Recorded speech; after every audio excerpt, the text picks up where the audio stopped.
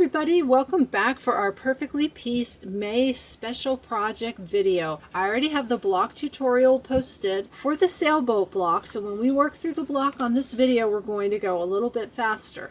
I do have a change in the background color for this. That's going to be really fun to see if it works out how I'm visualizing it. This month's Perfectly Pieced came with instructions for 2 projects. Today we're going to make this 8-inch special project, but instead of making it for the frame, how they show it on the website, we're going to turn it into a mini quilt. We're going to add some special detail to the binding with this vintage trim.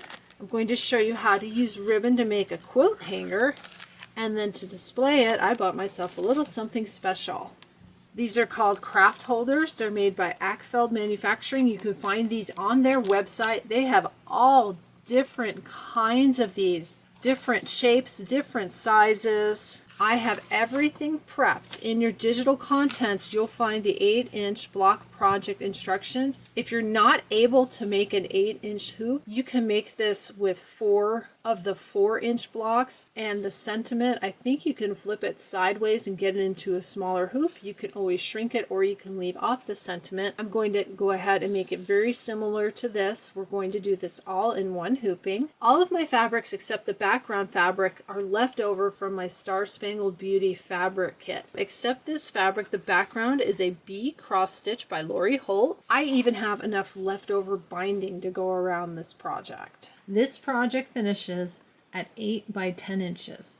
To determine my binding, I add up all the sides, 8, 8, 10, 10, and then I give myself an extra 5 to 10 inches. I do machine binding. 5 inches is probably enough. When I do a larger quilt, I like to give myself at least 10 inches. If you're giving yourself an extra 5, it comes out to 41 inches, which is about width of fabric. So if you have yardage for your binding, 1 2.5 inch wide width of fabric strip will be enough. I have this left over from the Star Spangled Beauty quilt, and that's about how long this is. I've got a couple pieces of scrap batting here. Here's a 9-inch square for my quilted block, and then I've got a piece here that should be big enough for the sentiment. For my stabilizer, I'm going to be using the HBI No Show Mesh medium weight. It's very similar to Kimberbell's light mesh cutaway. This is a 15 by 25 roll, so it fits into my big hoop.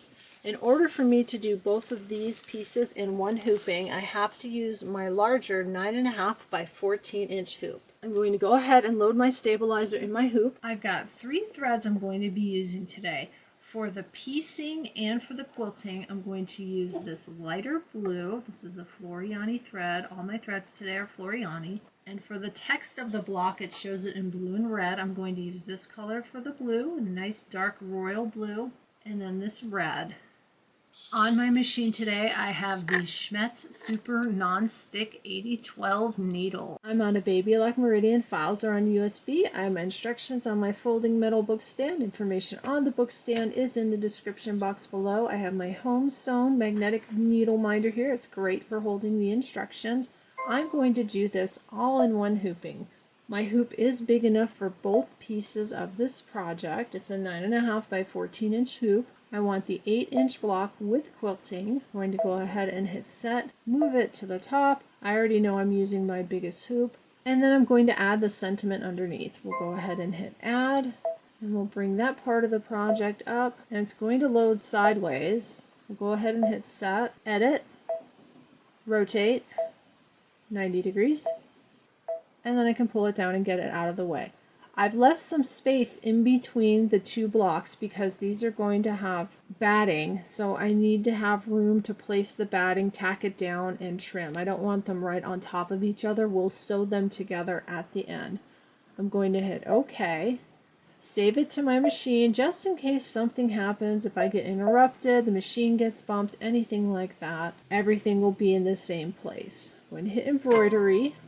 We're ready to start. I have my light blue thread on my machine. I've got the light blue thread on my machine. The first steps are exactly like the block tutorial I already have posted. I'll make sure that's linked below for you. It's in the Perfectly Pieced playlist. All the videos for Perfectly Pieced are there. We're going to stitch out a batting placement, place our batting, tack it down, trim the extra that's outside the tack down line, And then we're going to stitch out the piecing template onto the batting. I'm going to go ahead and run all those steps together since I already have a video showing how to do that step by step.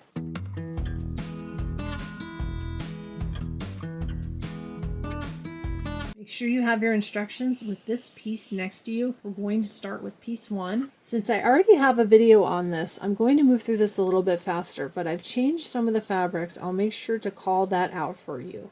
Piece 1 always goes right side up. What we're going to do is place our pieces of fabric, stitch out what's called a trimming and placement line, trim off the extra, and then place the next piece and stitch the seam. And then I'll move a little bit faster, but I'll stop when I have the fabric change. Piece 1, right side up, a little bit of tape to hold it in place, stitch out your trimming and placement line. You can remove the tape, and then we're going to grab our piece 2 fabric, which is going to be placed right side down. I've got my piece 2 fabric. I don't have fusible on the backs of any of these. You can use fusible if you're worried about things showing through, but for this project, I'm not. I'm going to go ahead and lay that. It's the short side of your rectangle, centered along that trimming and placement line. Tape it in place and stitch the seam. Once the seam has stitched out, you can remove your tape. You can take this to the ironing board and press it if you like. I'm going to use my little Clover Seam Roller today. That's nice and pressed. We're going to stitch out the next trimming and placement line. You do the same thing throughout the block. I'm going to set pieces 2, 3, and 4 to music. It's the same procedure, and then we're going to stop when we get to fabric 5, and I'll explain why.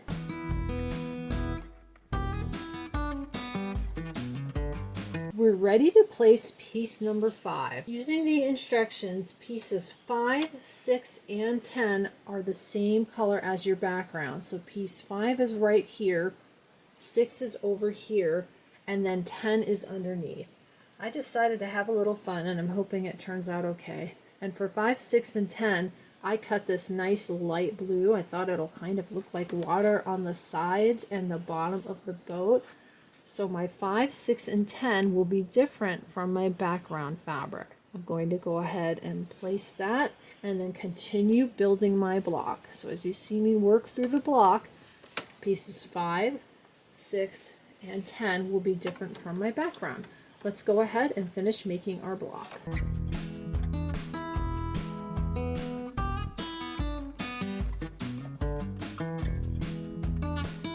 I've got all the pieces together. Got that pressed up. Let's bring this down. Super cute. Oh, I love the way that turned out. That's going to look so good. I'm going to go give this a press at the iron. Then we're going to stitch out the trimming line and then the quilting. The quilting goes in 2 parts. You have the waves and then you have the background. I think I'm going to go ahead and pull white for the background. This is all pressed. I'm going to stitch out the outside trimming box, and then I'm going to stitch the lower quilting, and then for the upper quilting I'm going to change to white. I happen to have glide white, and then that'll be for the upper quilting. I'm going to go ahead and run all those steps together. We're going to move on to the sentiment block. The instructions for this begin on page 2. They're using the colors Graphite, Marlin, and Wildflower. I'm going to start with white since that's what's on my machine. We're going to do all the batting placement and everything. And in place of Marlin, I have my royal blue color, and in place of Wildflower, I have this nice red color. Let's go ahead and start with our batting placement line. I grabbed a piece of scrap batting, clearly large enough. Go ahead and cover the placement line, and then you'll stitch the batting tack down and then trim away everything that's outside the tack down line. I've got my batting trimmed. The next thing we want to stitch out is the sentiment block placement and seam lines. You want to place your sentiment fabric right side up, covering those lines. I did put some Pellon SF101 fusible on the back, or if you have Kimberbell fusible backing, I would probably put fusible on this because we're going to be stitching out the words and they look a little bit stitch heavy, a little bit dense. I think we're probably going to get better results if we've got our fusible on the back. Make sure you've completely covered those lines. I think this was also a piece of scrap. It's plenty big enough. I'm going to add a piece of tape just to be sure it doesn't move while we stitch our tack down and trimming line. We're going to stitch out the quilting. They've got the waves on it like we have up here with the sailboat block. I'm going to go ahead and leave that in white. I feel like if I put that light blue on, it's going to compete with the words. We're going to switch to the color Marlin, or whatever color you want. I'm using this in place of Marlin. That's really nice royal blue. We're going to stitch out the words live, your, and set. Next, we're going to stitch out the words dreams and sail. I'm using this red. They use the color wildflower. This is all stitched out. I have a couple threads to trim, one right there, and it looks like there's a jump thread right there, and another one here. If you have any jump threads, go ahead and get those trimmed. We're going to take this over to the table and put our project together. I've got the project out of the hoop. If you want to make this just as shown in the instructions, you're going to cut right on the trimming lines. Sew these two seams together using a 1/4 inch seam allowance, and then you would frame your piece. We're going to turn this into a mini quilt today, and I'm going to add this 3/8 inch Ric Rak. It's by Lori Holt. She calls it vintage trim. The color on this is Schoolhouse. You can see it says large. This is the wide trim, and I need to give myself extra because if I trim right here on the line and then I go to attach this, I'm going to be right on top of my text. It's going to be a really tight squeeze, and I don't like the way that looks. I'm going to trim mine just a bit differently. I'm going to trim on the stitching line here, and then for all the outside lines, I'm going to give myself an extra 1/2 inch of space, which is going to allow room to attach this without it being so close to the text. I'm going to start with the parts that I'm going to trim right on the trimming line. That's going to be this right here and this right here, because we're going to sew those two pieces together with a 1/4 inch seam allowance.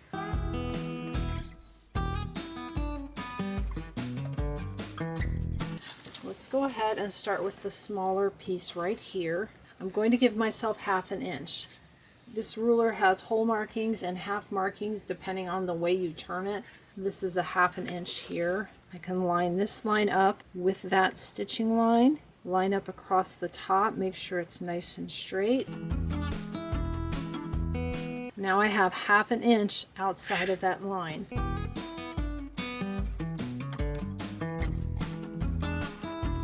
The first thing we're going to do is sew these two pieces together. Now, since I cut a little bit further apart, when I go to put these together, the edges do line up, but I can double check by making sure the stitch lines line up. Go ahead and flip that. I'm going to add some pins, and I'll go ahead and do this seam off camera. All this is a 1/4 inch seam. I'll bring it back and show that to you, and then we'll work on the Ric Rak, the backing, and the binding. I've got that sewn together. It wanted to press up, I pressed it up. Now we need to cut a piece for our backing. I'm going to lay it down and cut a piece that's going to fit. And it can be a little bit bigger, and it doesn't have to be necessarily cut nice and neat. There's my backing. I've got extra all the way around. I'm going to take this over to the iron, give it a light spray of spray starch, and press out all the wrinkles. I've got that nice and pressed. I'm going to put that right side down, and I'm going to use some of this 505 spray base. Normally I do this outside. It smells. I'm going to crack a window and turn on the ceiling fan. If you're using this on a big project, definitely do this outside. I don't want to do stitch in the ditch for this. It's small, it's 8 by 10. I don't feel like I need to go around and do stitch in the ditch to attach the backing. I'm going to go ahead and spray the back.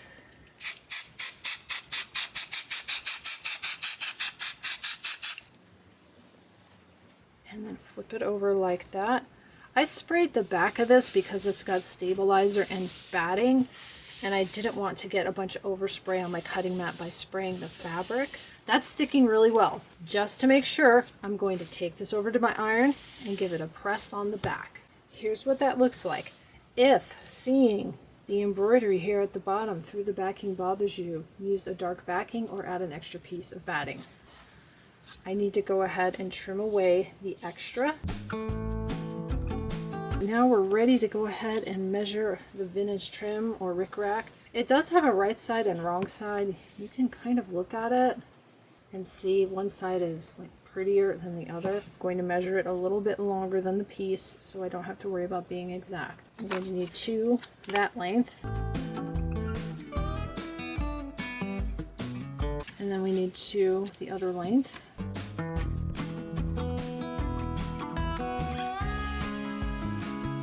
We're going to attach the Ric Rak before we put on our binding. Now, normally, the way I've done this before, and I learned it from a video from Kimberly at Fat Quarter Shop, is to lay it down, take it to the sewing machine, and kind of catch just the outside edges of that, and that's going to hold it down. You definitely want to do that on a larger piece, but this is a small piece, and I just want to hold this in place while I put on my binding. You know what that means. Glue gun!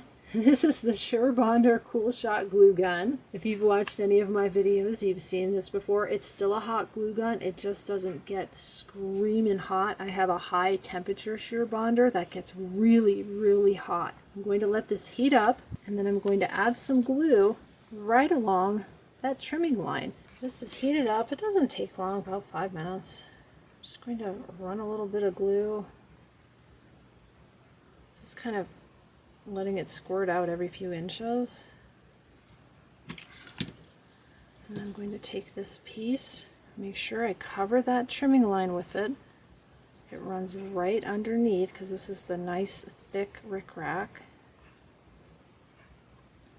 And that's going to hold it in place. Now again, if you don't want to take a chance of seeing, like I can see a little bit of glue, and I know I can pick that out later, but if you don't want to deal with that, pin it in place, go to your sewing machine, put on a basting stitch, which is a long stitch, and then sew and just catch the outer peak. You don't want to sew right down the middle. There's a chance that might be visible after you put on your binding. I'm going to go ahead and put on the other sides, same way.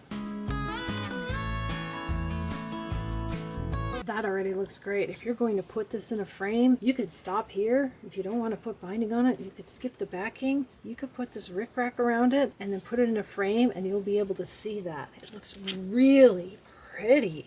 And of course, you can change the color to match whatever your fabrics are. I picked red because this one's red, white, and blue, and I had red. I also had blue and pink, but when I looked at the text, and I've got the blue and the red here, not as much red, a little more blue. I really like the way the red looks. I'm going to go ahead and trim the extra all the way around, then we're going to put on our binding. I have my binding ready, 2.5 inch strips, folded in half and pressed. This was left over from my Star Spangled Beauty quilt. Before we head over to the machine to do our binding, we're going to put some hanging ribbons on the back because they're going to get attached the same time we sew on our binding. I've got this stitching with the Housewives 3/4 inch red gingham ribbon. I'm going to use this to make ties so I can tie it to my little hanger instead of making a hanging sleeve. Just going to unroll some, make sure I have enough to make a bow. That looks good.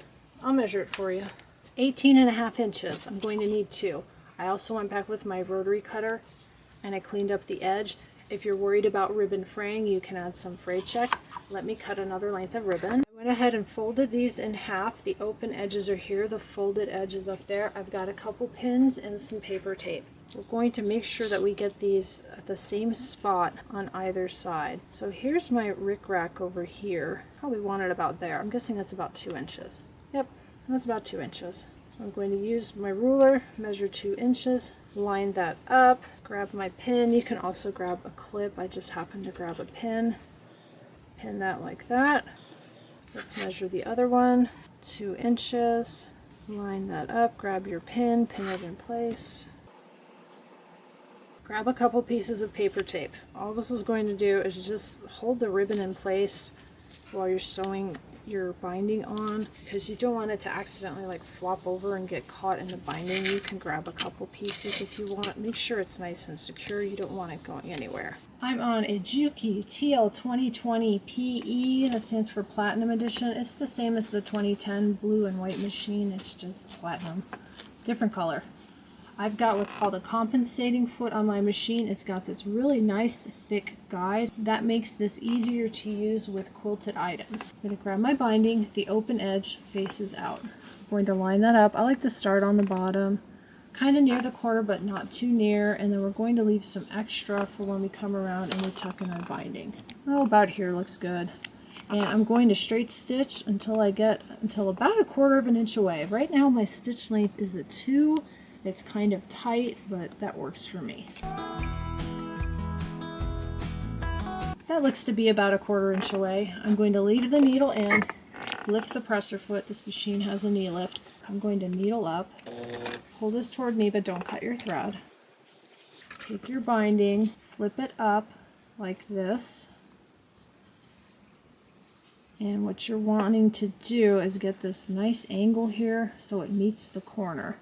So this is straight right here. This is at an angle, it meets the corner. Hold it in place and then flip it straight down. I've shown this on a couple videos, so we'll just do this one corner and then we'll go all the way around. So this lines up here, this lines up here, and this is straight up and down here. Just leave that thread connected, and then we're going to go all the way around, and be careful as you're coming around to not catch your hang ties.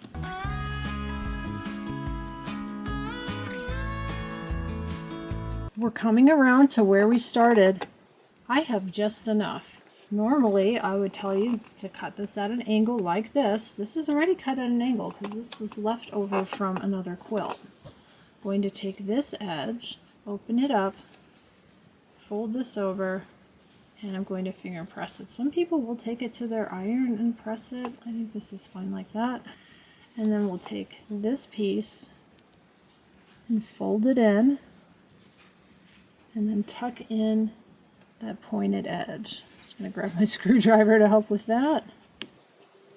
And then we're going to go back to wherever we started. I ran over where I started, so all the ends are nice and secure.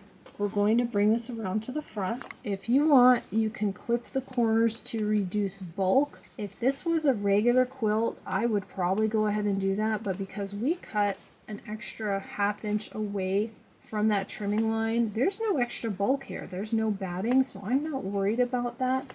If you do cut the corners, don't cut the loop of thread. As we went around and we were folding corners, there's a loop of thread. You don't want to cut that. We're going to bring this around to the front and attach it. We're going to bring our binding around to the front. This is going to look great. I changed my stitch length to 3. It'll look better on the front for binding. I want to make sure that I don't sew it here, that I'm sewing it here. Trying to get as close to the edge as possible. We'll go ahead and needle down. Let's go ahead and stitch a few inches here. We're going to get close to the edge. If you've got too much like fritter, Ric Rak, or whatever, this is quite a bit. I'm going to go ahead and just turn that little bit and get that moved away. And we'll grab this, sort of pull it straight toward you, lift it up like that, and you've got that nice mitered corner. Sometimes they don't work out quite right, and all I'll do is manipulate the fabric until it looks as good as I can get it to look, and then move on. Let's stitch until we catch this corner.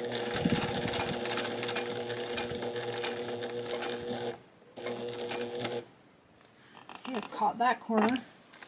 Needle down still, and then just rotate and go all the way around.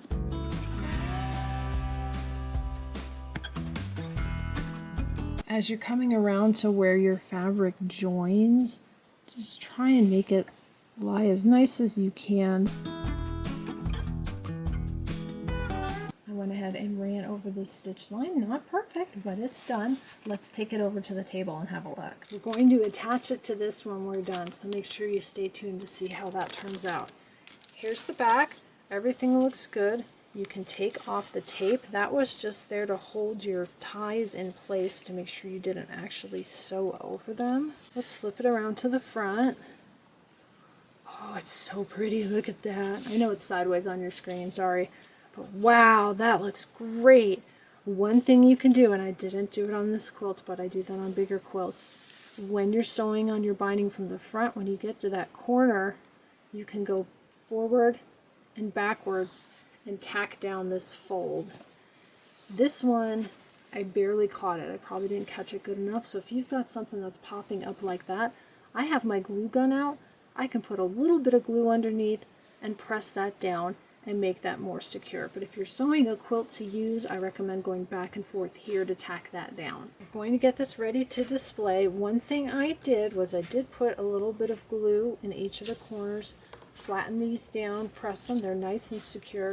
And then I took the piece over to my iron and I pressed it from the back, got it nice and flat. It looks great. Here's our little hanger. This is made for a 12-inch, so you can see I have some extra space on either side. I'm fine with that. If that bothers you, you can order these in different sizes. You could also add like little streamers or decorations or other stuff you want on it. I'm going to pull them to the front, make sure it's nice and even, and just tie a couple of bows. Here's our finished project. I'm going to find a place in my quilt room to hang this. We've actually started moving some things into the new space. If this is the first video you've watched on my channel, check the box below. I'll link the construction video playlist. I can go ahead and spin it, give you an idea of what it looks like right side up. Really cute. And I love using ribbons because it's very easy. You saw how easy that was just to catch these in the back as we were putting on our binding. You can buy different colors of ribbons, coordinate it with your project. I love this hanger. All you're going to need is a tack or one nail in the wall to hang it up, and it'll be really easy to display. And here's our finished piece. I absolutely love the way this turned out. The Ric Rak came out really nice. It just gives it a little extra pop. It frames the piece. The sentiment is really nice. I like the fabrics from Star Spangled Beauty, and they coordinated really well with this bee cross stitch. It's the same color, kind of blue teal right here as the little X's here. I love the way the blue fabric looks. It looks like the waves are kind of coming up around the sailboat. I hope you've enjoyed making this special sailboat block project from the May 2026 Perfectly Piece with me. If you have any comments or questions, please leave them below the video. Please like, subscribe, and share with your embroidery friends. You can click on the bell for notifications. I hope you'll be back soon for another video. See you next time!